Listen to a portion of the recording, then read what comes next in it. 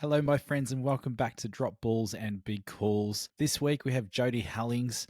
Now, Jodie and I, our context is a bit different to the other guests that we've had so far in the respect that we actually work together for a company here in the home care industry in Australia. But what I've loved about Jodie is just hearing how she's reinvented herself, particularly in recent times where she's transitioned into in-home care after studying and taking a different path in her life following a series of health issues. Yeah, it was a great chat, and I hope you find a lot of the gold nuggets that have been left throughout this episode. There's some great insights there on how to reinvent yourself. When you've reached those crossroads in your life that we all have. But yeah, I hope you enjoy it. Jodie, welcome to Drop Balls and Big Calls. How you going? Good, thank you. How are you, Jace? Thanks for having me. Not too bad. Pleasure to have you on. And you actually you actually reached out to me to be on this podcast. What made you want to do this podcast today? I think in many ways, obviously, I like you as a person and I have a lot of respect for you. And I think what you're trying to achieve is incredible by sharing people's stories so that they don't feel alone out there and feel like, potentially someone's been through something, if not the same, maybe similar. And I think in many ways, there aren't enough people out there that put themselves out there and try and support others who are going through something similar to themselves. So that kind of, I think, resonated with me quite a lot. Oh, amazing, Jodie. It's actually amazing how many people feel that they don't have a story. And yet there's so many layers to each person's lives. That's probably been the most fascinating thing to me. It's just seeing that you put yourself forward for one, but how many people either don't feel comfortable doing that or just don't feel like they have enough of a story to tell. Absolutely. Yeah, I think that's probably become more apparent to me over the last several years with the health journey I've been through and where you do get support from, where you don't get support from, how you manage to come through that, and then eventually out the other side into something positive. So I guess if by sharing I can help someone, then that's a good thing. Amen.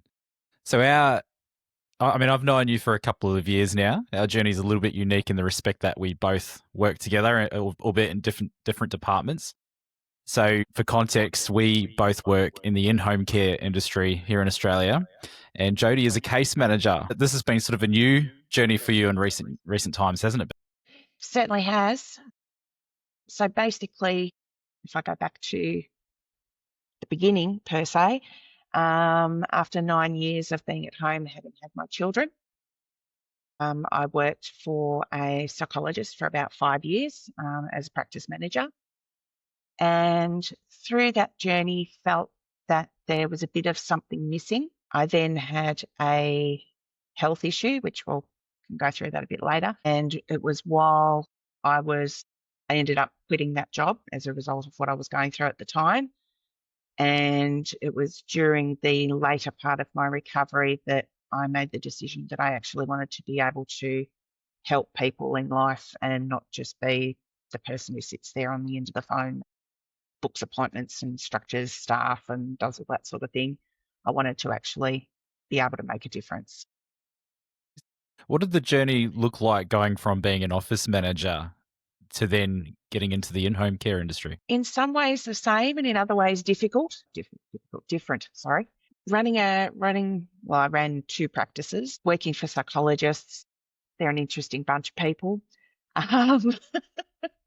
Quite often have a lot of their own stories, even though they'll tell you they haven't. And, the work that they do is amazing. And particularly, obviously, I finished up just prior to COVID hitting, but I know they would have had an extremely busy last few years with helping people deal with what occurred there, being shut out of life and having to be alone so much of the time. To then, I guess, deciding that I wanted to do something with purpose. I wasn't quite 100% sure what that was, but I looked through a lot of the uni courses because obviously David, my husband, is very supportive and said, if this is what you want to do, now is kind of the time to do it. So he allowed me that opportunity to obviously step back away from work to be able to study full time. So I looked at a multitude of different courses that were free because that was also part of the thing was that I didn't have lots of money to be able to spend to be able to educate myself, and fell upon community services. And because I'd been through the health journey, a lot of the sections in that sort of, I guess, really resonated with me in being able to hopefully help others that go through a similar situation and be able to assist, guide them through. As a lot of people will know, with a condition that involves chronic pain, it's isolating, and just being able to centre myself back, I guess. And a lot of the subjects in community services sort of really stood out, and I thought they would be interesting. So when I started the course, that was the case. And sort of worked my way through that and had to do placement as part of the course. And I was very fortunate to find a placement with the company we work for. From there, I haven't looked back. So I'm very grateful for the opportunity I was given, and that the team there have seen obviously something in me and given me that opportunity to continue my career. Fantastic. Well, thanks for sharing that. That's really cool, and it's no easy feat pivoting in your career. And it sounds like you had a really good opportunity there to go and do so, and a very supportive family there backing you to do that, which is great. How would you describe yourself to others? Who is Jodie Hellings? Oh boy, probably first and foremost, empathetic. I love people, which is hence why I'm doing what I do now. I like to, and I guess that's where part of the course for me also learnt, and I learnt as an only child from a young age, where growing up through the 70s and 80s, you're seen and not heard.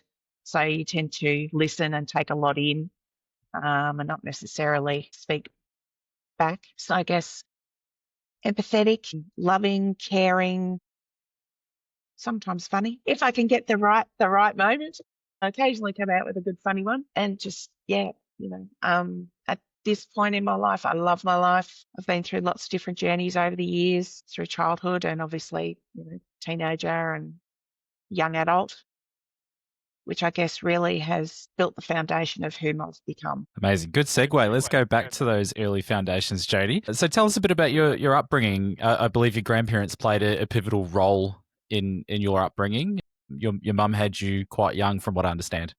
Correct. Yes. Mum had me at 17. And a lot of people, when I talk about that, because I say, I can vividly remember my mother's 21st. Uh, I was sitting up at the table as a 3-year-old.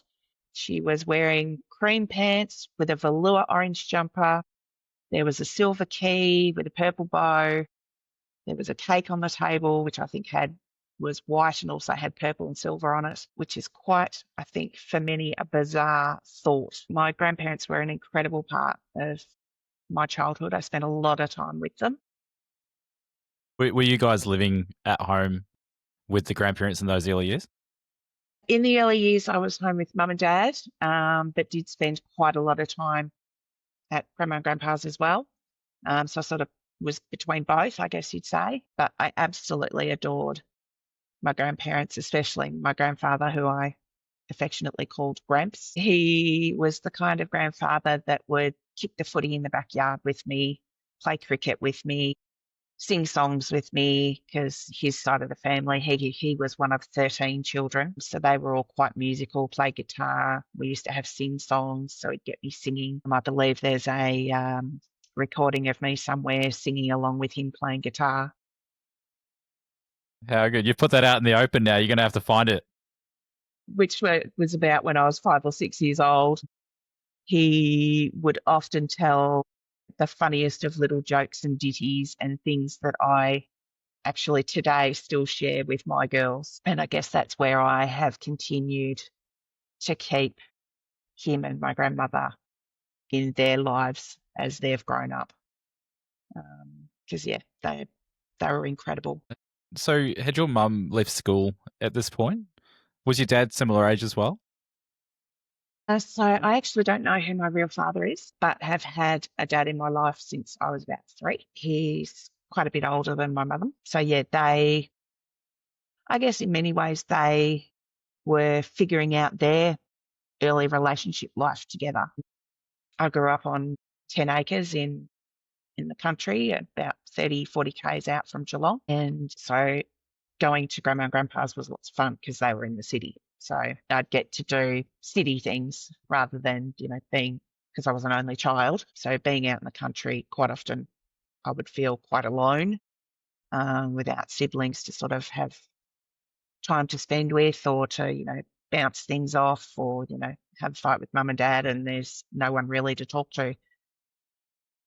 So then coming into the city and spending time with grandma and grandpa was really good because, they would always be there for me and listen to me and encourage me and support me, um, through those times where perhaps things weren't that fantastic at home. So, what did this time teach you about family and about resilience? About family, definitely, I have, in parenting my own children, gone to the values of my grandparents, always being there, always being open to listen, always supporting my girls no matter what they do in life. Even if they've taken wrong turns, it's like, that's okay. We can resolve that. We can do it this way instead, see if that works. I will always back them 110%, and make sure that, I give them the best that I can do. Uh, so that very much has been instilled in me from grandma and grandpa, just always being there, not being judgmental, and oh, not being supportive of your own children. Our kids are such a big part of our lives. And you want your kids to, I guess, learn from you and build from you, to be able to instill in their children when they move forward, that I hope my girls will be able to say to their kids, your grandma taught me this, which was, something that she learnt from her grandparents. So I think bringing that part of it down the line has been quite important for me. You mentioned fights with your mum and dad a couple of times, and obviously back and forth to your grandparents. Was your household with your mum and dad quite tense at times? What do you remember of the times you were at home? Absolutely. There were periods where, mum wouldn't talk to me. We would have had a fight and you'd go a week or two without any words. And being at home, I could kind of escape it because I could go in my room, put my headphones on, listen to some music and just kind of take myself away from it. Or I'd go and jump on my horse and go for a ride. Dad, I think, often felt like he was the one stuck in the middle. And because he wasn't my biological father, I'm sure that made it exceptionally difficult for him to try and interfere per se. And we used to drive into Geelong Monday to Friday because I schooled in Geelong and mum worked in Geelong. And it's a very quiet, lonely drive when the person you're in the car to won't speak to you. How do you reflect back on those times now as an adult? I think, similar to what I said before, it's drawing on how my grandparents behaved with me, how they supported me, the things that they would openly share with me.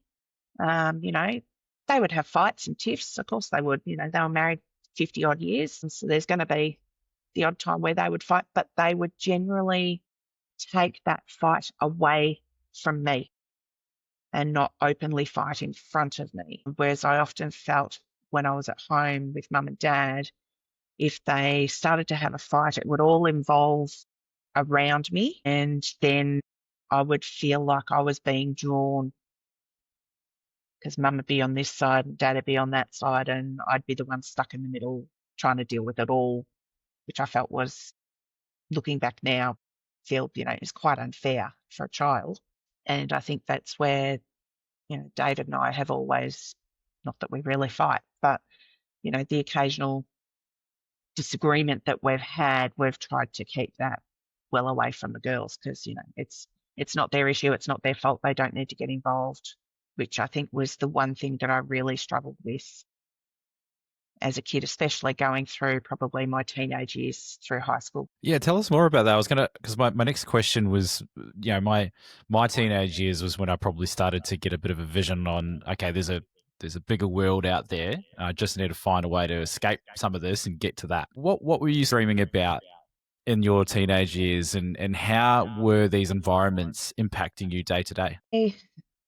Now that I look back, at the time, it's always hard I guess, to kind of see what you're going through, and that, you're not necessarily different to your friend or someone in your classroom who can potentially be going through something quite similar. There was a period there, probably through years 9, 10, and 11, where I thought that mum and dad would split, and I didn't know how I felt about that. I felt like I was constantly being pulled in the middle, and, I should side with this one for this reason and that one for that reason. And it was just, I constantly felt uncomfortable and awkward.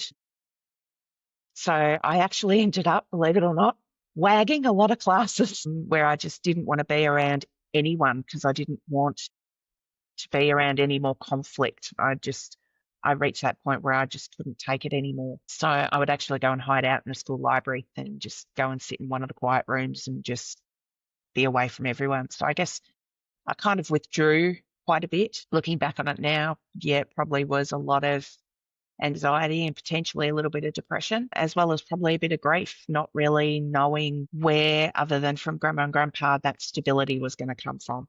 You mentioned before this chat that losing your grandparents in the same year was one of the toughest points in your life.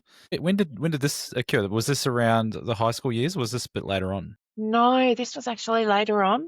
I lost Gramps in June of 2015. So I was very fortunate. I had them around for, until I was in my 40s. And Grandma sadly left us 4 months later of the same year. So she passed away in the October. Really, really difficult time for me.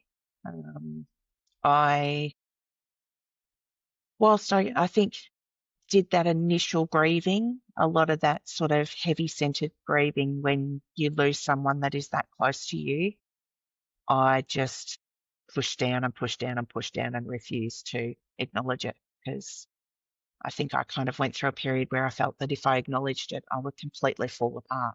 And I didn't want to do that.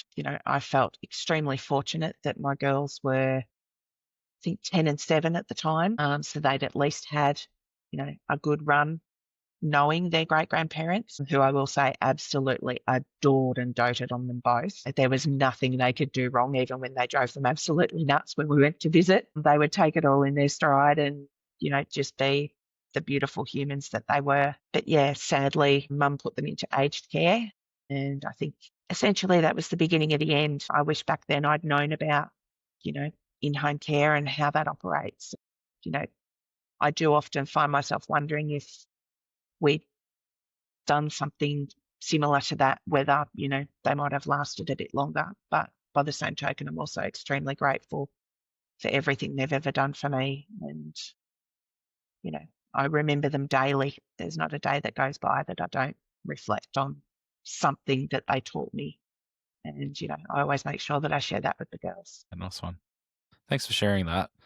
So, middle of high school, you're sort of withdrawing into yourself, hiding in the library. What were some of the, I guess, things that you were leaning on to pull you through some of those darker times? We were lucky at the time. We had an amazing school counsellor who, obviously, through my teachers realising that I kept disappearing, she actually came and found me one day in the library and was like, come with me. And then I'm like, oh my God, I'm going to be in so much trouble. But I actually didn't get into much trouble because I'd actually been working on schoolwork, but I'd just sort of withdrawn myself away from the class. And she was actually really supportive at the time and encouraged me to get mum to come into school, which petrified me, because I thought that, I would just get into so much trouble for having done what I'd done. And so she was very supportive and sort of listened to me and listened to my perspective of how I was feeling.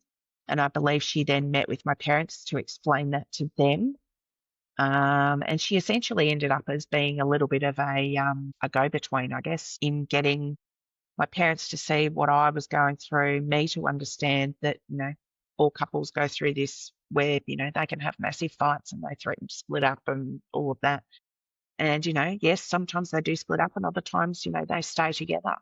But she was incredible. She really supported me. And then right up until I finished year 12, she would often just seek me out in the hallway and, how you going? You all right? And, always sort of let me know that I had someone in the school that I could trust, that I could go to if I needed to, which was good. Sounds like it made a significant impact on you. She did. She did, absolutely. I think seeing what we've seen, not just with COVID, but, with a lot of families who go through, similar situations, I think it should be a benchmark for all schools to have someone like that who can be there, not just for, the parents, but also for the child who's suffering. And I think, yeah, she did have quite an impact on me because essentially for me, I had no one else. I'd pulled away from my friends. I'd kind of shut them out too. So yeah, she was that pivotal in helping me sort of refocus and get back into my studies properly, actually turn up to the classroom, get involved and, yeah, managed to get through and finish year 12. Uh, did okay in the end, which was good. Well, that's amazing. And how did those conversations start to impact your relationship with your parents, but also the friends that you had at school? Definitely helped with my friends because I had a couple of quite close friends at the time. And I said to this teacher that, I sort of wanted to, I guess, bring them into the fold so that maybe it would help them to understand why I'd been behaving the way I had and sort of, I guess, help them to assist me. And the funny thing I remember was one came from a very stable home, but the other girl who I was quite close to was actually going through something very similar. So in all me of pushing them away, she probably would have been one of my best allies, but she was fortunate, she had three other siblings. So she was sort of able to lean on them. Whereas, yeah, I think they understood why I'd withdrawn because I had no one else. It was me. So they were both really good when my teacher sort of pulled them in, and she did very similar thing to what she'd done with my parents. She'd sort of pulled them in first and had a little bit of a conversation with them and explained to them, you know, I'd been withdrawing. This was the reason why, and I wanted to try and make things right to obviously rebuild the friendship and the trust. So yeah, she was an amazing teacher, and I'll be forever grateful. She reminded me a lot of my female version of my grandfather. She was just a really lovely, compassionate, empathetic lady who went out of her way to sort of really listen to you. And then, yeah, obviously provided the support and the tools that obviously I needed at the time that I didn't know I did to help get me out the other side and resettle with my friends and settle back at school and turn up to class and do all those things you're supposed to do instead of hiding in the library. It's obviously a big turnaround to then get yourself up and complete year 12. What did life look like? The first steps out of school. What did life look like after that? So the day after my last year 12 exams, I was in hospital having my wisdom teeth out. So there wasn't a lot of partying or stress release for me, but I wasn't sure whether I wanted to go to uni. At the time, I was very interested in the travel industry, which back in 1993 was booming. And so I actually ended up doing a private college year, doing business studies and a travel and tourism diploma. So that was intensive 12-month program. And then at the end of that 12 months, having grown up in Geelong, 1993, there were no jobs. I moved to Melbourne. Big move to the big smoke. Big move to the big smoke. And I've never looked back. Amazing. And so you take your steps into the travel industry from there? I did. I had my very first job at the Commonwealth Bank Travel Service, where I worked with an incredible team of people, some of whom I'm still friends with now. And they were probably the most supportive people that you could hope to have in your corner when you're first taking those steps out in the big wide world as a full-time, 19-year-old. They supported me, they encouraged me.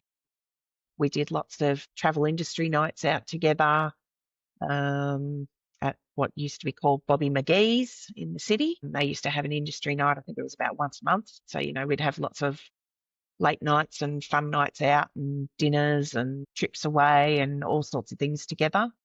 So they kind of, I think, became like my home away from home family.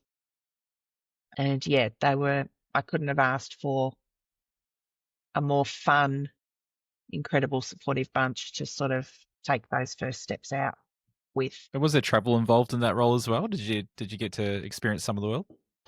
We actually were taken to Singapore. It was right back when the 747-400 Qantas planes had just come into the country. So a very long time ago, and we were actually guested up to the second floor of the plane in business class, which was incredible. Never experienced anything like that before in my life. So there was loads of drinking and eating and fun, and we got to sit in the cockpit with the pilot for a while, which was incredible. I remember just sitting in there and looking all around going, oh my God, how do you control all these buttons? Like there was just buttons all the way over this thing and just going, wow, I don't know how you fly this thing, but thank you very much for getting us there safely. And I also did a trip to Central Australia, which was heaps of fun as well. Was part camping, part hoteling. And at the time, it was when they were starting to encourage people to not climb Ayers Rock. So myself and a few others decided that we would do the walk around the base of Ayers Rock. And it's probably one of the most incredible things I've ever done. Just seeing little waterfalls, Aboriginal paintings, little caves and coves. It was about 12 and a half kilometres all the way around the base, I think.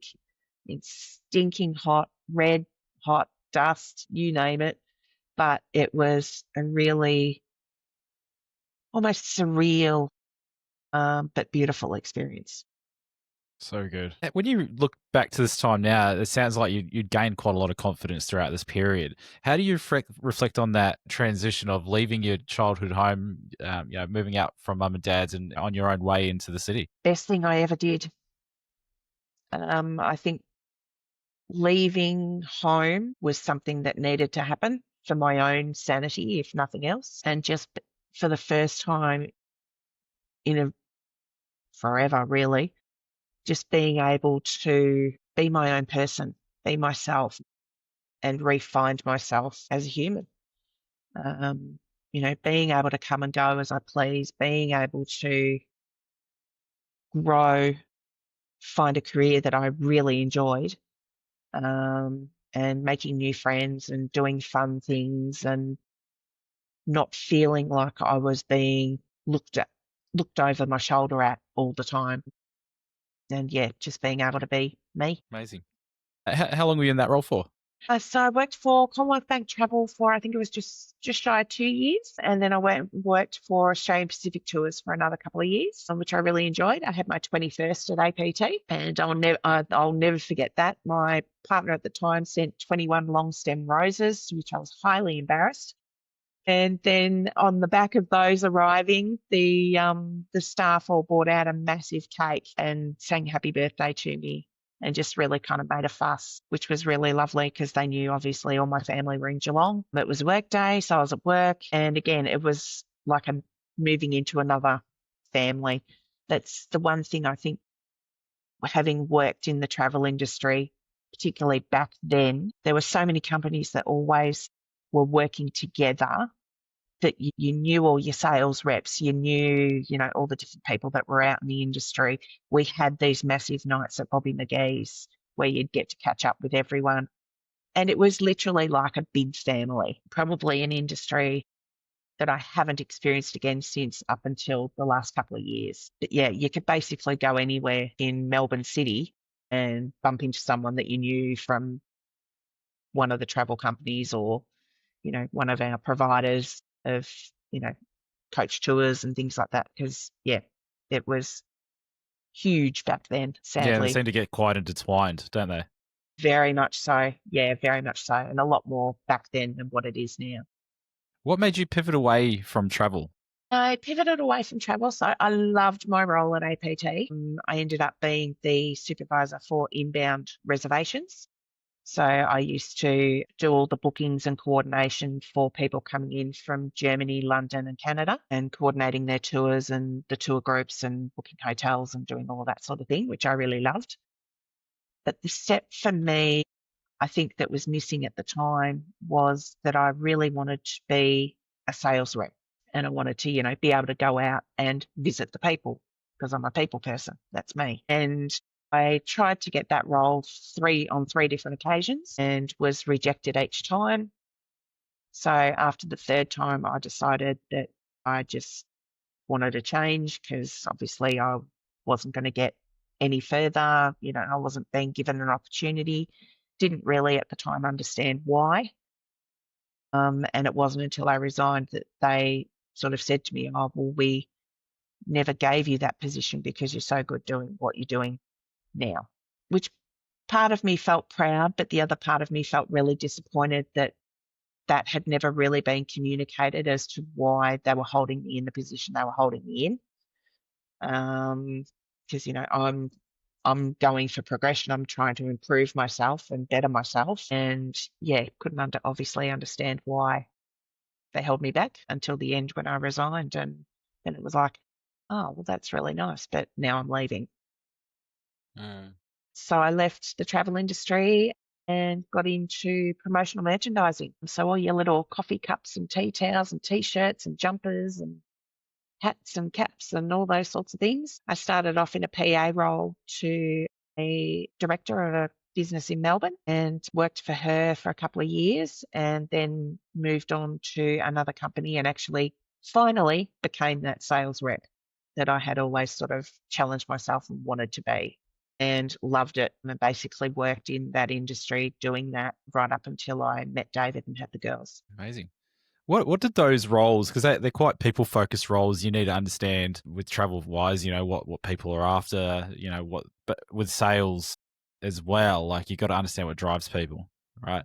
What did those roles, that sort of 8 to 10 year period, what did it teach you about people and about yourself? Definitely not everyone's built the same. There are some people out there with very challenging personalities, but on the whole, sitting and listening to people and understanding what they want is half the battle of building a relationship or a rapport to be able to then build on a business relationship.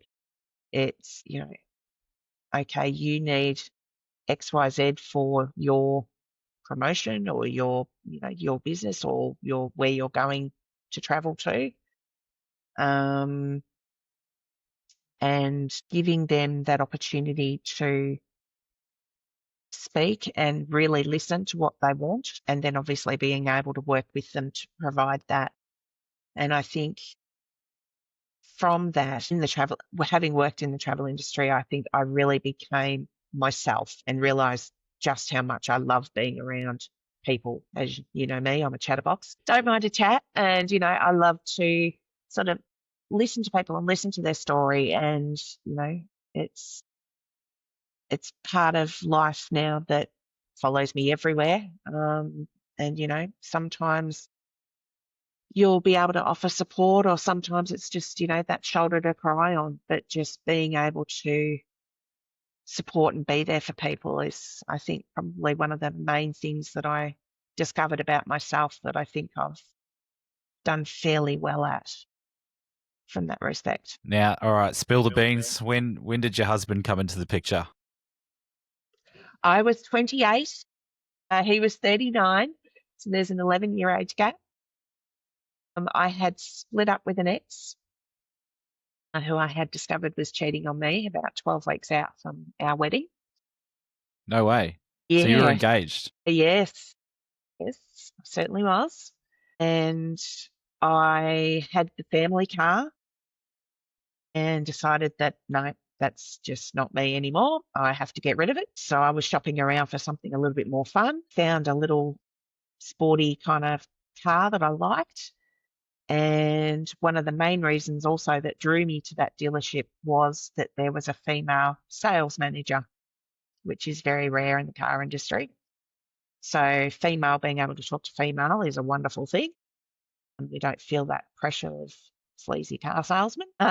And she was incredible to deal with. And David was actually the marketing manager for that dealership. And he had spotted me coming into the dealership to test drive the car. He then was chatting to the sales manager about who I was and whether I'd bought the car. Then after I had actually purchased the car and I'd had it for about a week, I think, I got a call from Tracy to say, oh, we're having some Friday night drinks. Would you like to come and join us? I said, oh, that'd be really lovely, because she knew that, I'd split up with my ex and whatnot. She knew, and I'd said to her, it was quite funny because I'd said to her, oh, just not interested in men at all. I just need to live life for a while and let my hair down, have some fun. And little did I know that I would meet David at these Friday night drinks, to which I learnt later down the track in our relationship that he never used to stay for Friday night drinks, but he stayed that Friday night because he knew I was coming. Love it. So the aftercare was good from The the car aftercare dealership. was excellent.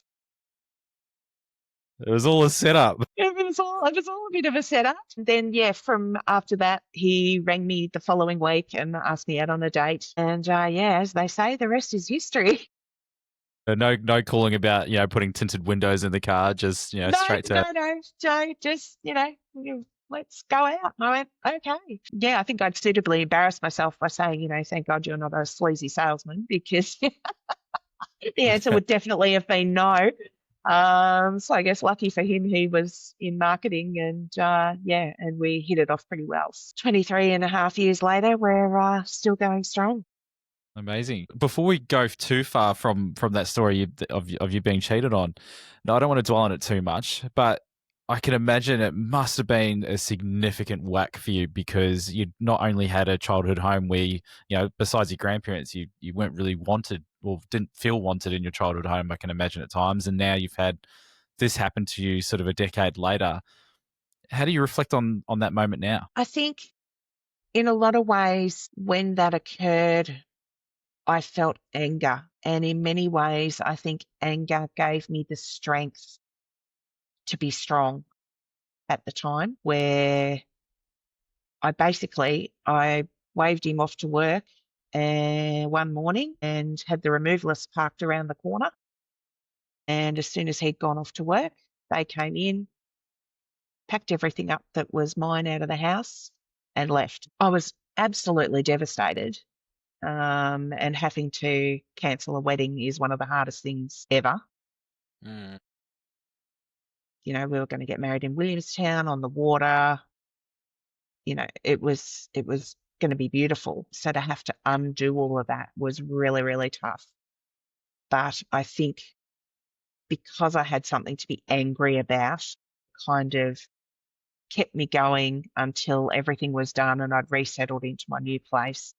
And it was then that I kind of fell apart a bit and kind of did what I usually do, became a little bit of a hermit crab yet again. And I'd go off to work, I'd come home. I'd go off to work, I'd come home, and I wouldn't do a lot of socializing in between until one of my best friends at the time came and knocked on my door one night and said, right, get yourself changed out of your pajamas. We're going out to have coffee and cake. And Well, I'd be sold with that alone. Coffee and cake, I mean. yeah, yeah. And yeah, she was an incredible support, to which we're still friends now. My beautiful girlfriend Bindi, who now lives in Sydney. But yeah, she was instrumental in during that time to, sort of snap me out of it and pull me out to get me back into the social scene with friends and um, get myself back on my feet, and slowly managed to rebuild and started then, going off to work, but then going out for dinner and then coming home rather than just going straight from home to work and home again kind of thing. So It's fair to say, without Bindi making that gesture for you, you wouldn't be going out for those drinks to meet your husband. yes, and all that coffee and cake, and and that turned into nights out and dinners out and out to the movies, off to concerts, all sorts of different things, mixing with other people within our friendship group, which grew and grew. And sort of, I then kind of found myself in a nice group of people and felt very supported. Once again, sort of encouraged to come out of myself and go, okay, well, you've been through that and that was really crap, but let's just, park that on the wayside and move on. So you get married, and when does the family conversation start to happen? When did children start to come into the picture? Story. So my eldest, Yes. who also works with us at the moment. Who, by the She, way, looks exactly like you, like absolute dead ringer. thank you, poor girl. It's actually a bit of a surprise, Jace. She was completely unplanned, but an absolute blessing. I had an incredible textbook pregnancy with her, and David and I still quite often reminisce about when I was, 30 plus weeks pregnant, and she would kind of do this Mexican wave move across my stomach at night, which, we would just giggle and giggle because it would just seem so surreal and so weird at the same time. But going through that, I guess, nurturing another human to bring them into the world was just the all-time best thing for me. And, I'm very fortunate that Dave and I have very similar values. He had incredible parents and, I had incredible grandparents. So we've kind of pulled that upbringing from both of us to put into our kids. And so, we had very similar values on, how to bring them up, teach them manners right from a very, very early age, and just trying to always allow them the opportunity to grow whilst also letting them know that if they fell down, it would be okay because we'd be right there with them. And, we still do that to this day now. Tia, of course, is finishing her last year of uni. And Zali is in year 12 at high school. So they're both very much at that, again, finishing stage. And parts of me remembers just how tough that can be. David and I, with each and every exam, assignment and everything, just go, give it your best shot. As long as you do that, there's nothing more we can ask from you. And, whatever the outcome is, we'll help you sort it out. If it doesn't go your way, it's not the be all and end all. Neither of us went to university. So we're incredibly proud of Tia and all that she's achieved. And Zali has aspirations to go to university too, which is wonderful. But, if she didn't, that would be okay. It's not where, I guess, trying to be relaxed and supportive and allow them to be them, which is important to us. You've said your husbands and your daughters and your fur babies, for that matter, as well. They're your constant support. What do they give you that keeps you grounded? David is forever making me laugh, even after all this time. He has some wicked dad jokes, which he just will spring one out at a time where he'll say that, potentially I'm struggling or, I've had a bad day or something, and he'll just crack some weird random joke. Then I'll, find myself laughing. And, we very much celebrate the good things. So if the girls have had a win at school or, David's won a new client, there'll be cake in the house and we'll celebrate.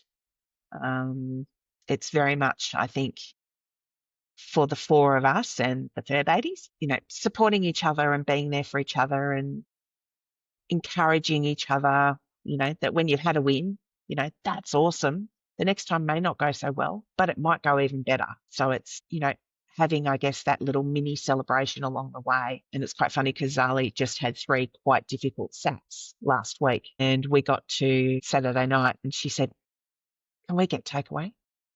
Because I had a really hard week and I worked really hard and I've done my SATs and I think we should have takeaway.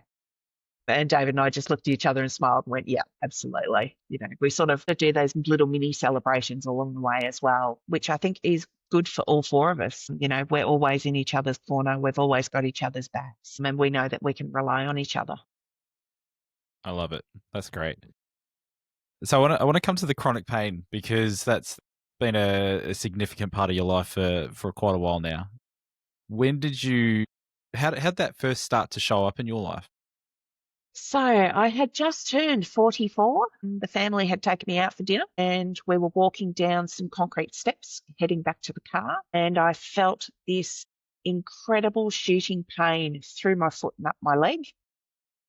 Looked at the step. There was absolutely nothing on it. So I hadn't stepped on anything or done anything. I hadn't twisted my foot. It was really bizarre. And almost instantly, I was at the point where I couldn't weight bear on my foot and it was quite painful. So took myself, that was a Saturday night, took myself off to the osteo on Monday and went, don't know what I've done, but oh my goodness. And, if I, strung my muscle out, what have I done? He scratched his head, couldn't figure it out. Went to the doctor. She sent me off for scans. They couldn't see anything in particular. But all the while, I'm still in this pain. About 4 weeks later, because I couldn't weight bear, I found myself with two 7.5 centimetre DVTs in my left leg, which was the leg that I couldn't weight bear on, which was pretty scary. And still going through all this pain, still having more scans, then bring blood thinners into it. So, I can't cook dinner because I might chop a finger and then I'm going to bleed all over the place. And so that was my way of getting out of cooking. But it was just debilitating being in pain all the time and having no idea where it was coming from, why it was happening. It was really quite hard. And, I went off to see an orthopedic surgeon who I swear the first time he saw me thought I was lying. And I've told him that because he ended up actually operating on me a couple of months later. But it was no one could explain this pain. No one could understand where it was coming from. And he eventually sent me off for one of those fancy radioactive MRIs. So you basically go have an MRI. They then inject you with radioactive material, send you away for 6 hours, bring you back, MRI you again. And it was finally from that we found a hotspot of osteoarthritis in my left midfoot, which was, they determined, the cause of all the pain. So from there, I then had a midfoot fusion done in the December. So I'd gone from July to December being in pain. Went, finally, I'm going to get somewhere. I'm going to have this operation. It's going to help and I'm going to get better and I can put it all behind me. So, and I'd been in a cam boot for a period during this as well, on and off, for a bit of support. And the day the operation comes, I was petrified because, I've seen on TV how brutal orthopedic surgeons can be. So I was fairly antsy the morning of, but I remember, being wheeled off in, waking up in recovery and going, my God, I'm in agony. But then part of me went, well, I know what orthopedic surgeons do in surgery, so, I'm sure it's probably just all to do with that. The nurse came over and said to me, are you in pain? Yes, I am. Oh, how would you rate it out of 10? And I went, at this point, probably a 12, which I think at the time shocked her a little bit. And I said to her, I just figured it was, normal part of the course post orthopedic surgery because I've never had it before. And then 24 hours later, they were continually, pumping me up with all the goodies and nothing was really working. And when I saw my orthopedic surgeon a couple of weeks later to get my stitches out, my foot was a completely different colour and I nearly passed out when he took out my stitches, which is very unlike me. I'm normally pretty brave and, as long as I can't see it, whatever you're doing, I don't care. But yeah, I was almost passing out, couldn't understand why. There was just this almost overbearing feeling of pain. He then said to me, let's just let it see how it goes for the next couple of weeks and see how it settles down. There'll be a lot of inflammation. Because the other thing, of course, I haven't mentioned is I'm type 1 diabetic. So things quite often will take longer to heal. So he just wanted me to calm down, take a little bit of time to try and let it heal. And hopefully then, the pain would pass. Unfortunately, another couple of weeks passed by and I was still in just as much pain as I had been. I wasn't sleeping. I was reaching the point where any conversation with anyone, I was ending up quite emotional. I had lost my independence because I couldn't do anything for myself. I was just basically, a blob on the couch that couldn't move. And it was at that second after check with the surgeon that he mentioned to me that he thought I may have complex regional pain syndrome, which he then sent me off to a pain specialist and it was confirmed. So I then had this feeling of relief that I hadn't been making it all up in my head, that it was actually something and it was being caused by something. But I then had to obviously start the journey of how do we fix that? And that in itself has also been quite a lengthy journey. So initially it's try to calm that pain and bring it a bit more under control. I've had nerve blocks. I've had ketamine infusions. But don't recommend those to anyone because all it did was send me completely loopy. Oh, so you went into the K hole. Oh no.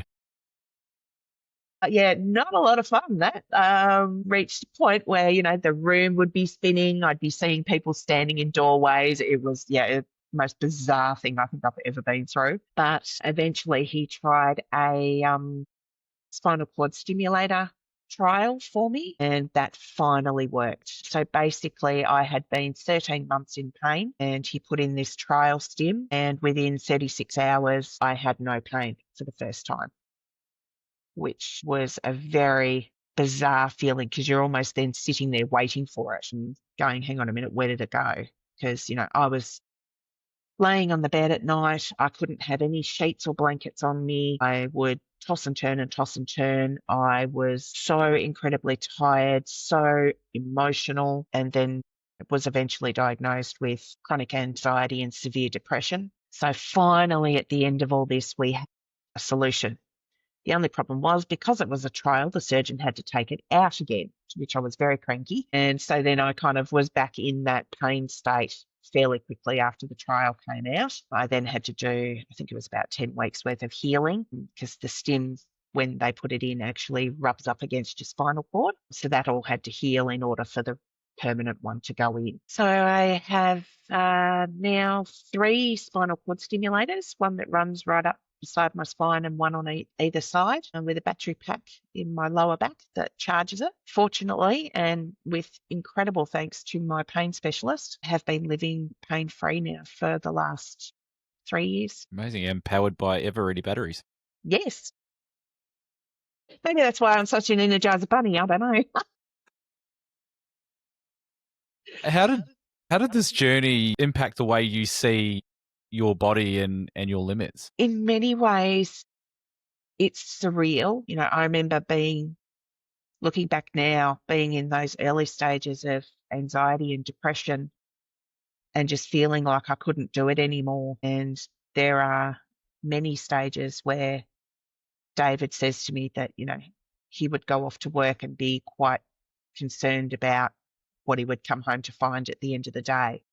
So, not only was it having an effect on me, it was having massive effect on him as well. And I'm super thankful to him for being by my side and encouraging me and supporting me right through that. Because without him, I don't think I could have done it on my own.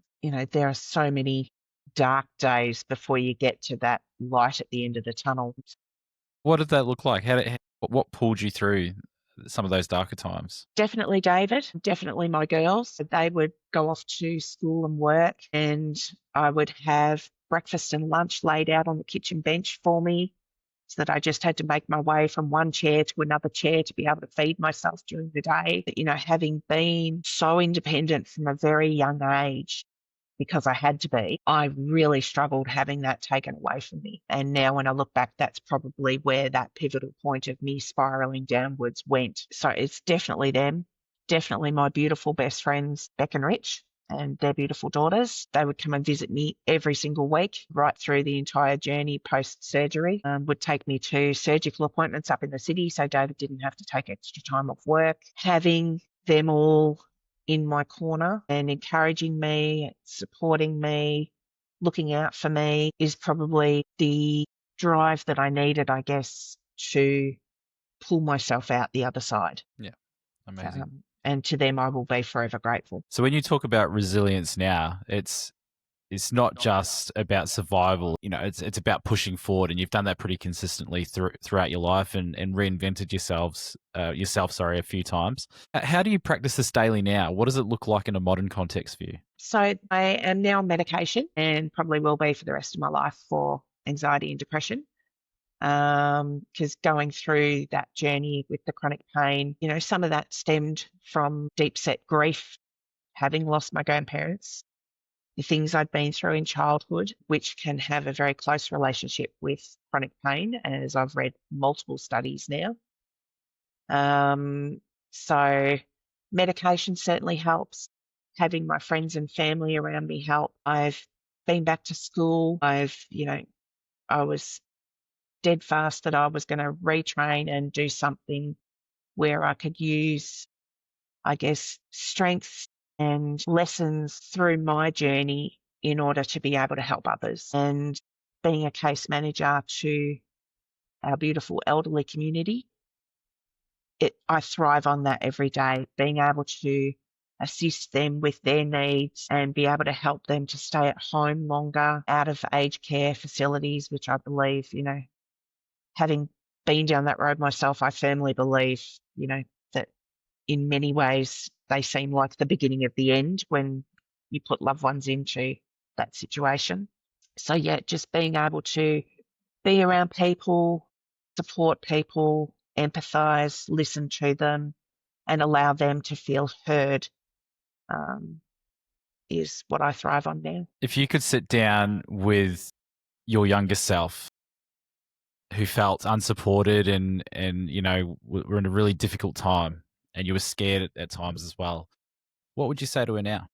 Probably you're stronger than you think you are, and it's okay to allow yourself to grieve for what you've been through, and probably to encourage myself to do what I have done, and I guess to not allow all that sadness and grief and disappointment define who I am as a person. Beautiful.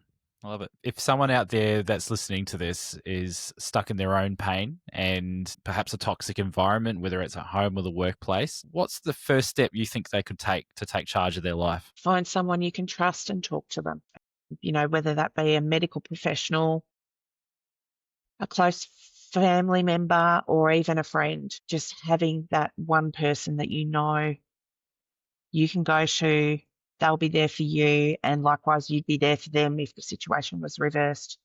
That person that has your back no matter what and unconditionally will be there to support you. Grasp onto that, because that is super, super special, and you don't get it with too many people. Yeah, absolutely. All right, Jodie, home stretch. We're going to try something new for this episode. We're going to do a final five, and this final five is essentially some powerful questions that will help sum up your journey and the conversation that we've had today. So the first one is, what's one moment in your life where you feel like you truly dropped the ball, and what did it teach you about yourself? Truly dropped the ball, going through chronic pain, and I think allowing myself to fall into the anxiety and depression to the point where I felt that I didn't want to be here anymore and I was a burden on everyone, and turning that around by not allowing it to define me and grasping onto those that I love dearly and asking them for help. Love it. What's the biggest call you've ever made that changed your direction in work, family, or life? Moving from Geelong to Melbourne was the best thing I could have ever done for myself. As much as I missed my grandparents terribly, just getting out of Geelong, because Geelong is smallish, but I knew a lot of people, and there was a lot of, I guess, bad space, bad memories. So picking myself up and moving to Melbourne, starting fresh. How's your perspective with Geelong these days? The reason I ask that is because I grew up in a suburb called Hornby, and my, I guess, memories and associations with that suburb, with the school and a lot of other things in that area were really negative for many years, to the point where I'd refuse to even go there anymore when I'd go back home to New Zealand. Even now, I still feel uncomfortable when the name of the suburb is even mentioned. But how's your relationship with Geelong? Haven't been there in 10 years. There you go. So pretty similar. Yeah. Yeah. And in all honesty, I don't think I would voluntarily, because the last time I left there was the day after I'd buried my grandma, and there's been no desire or willingness to go back since. Haven't spoken to my parents since that time either. Either way, no one's reached out to anyone. So yeah, for me, it's no, I'm happy in life. I'm settled with my family.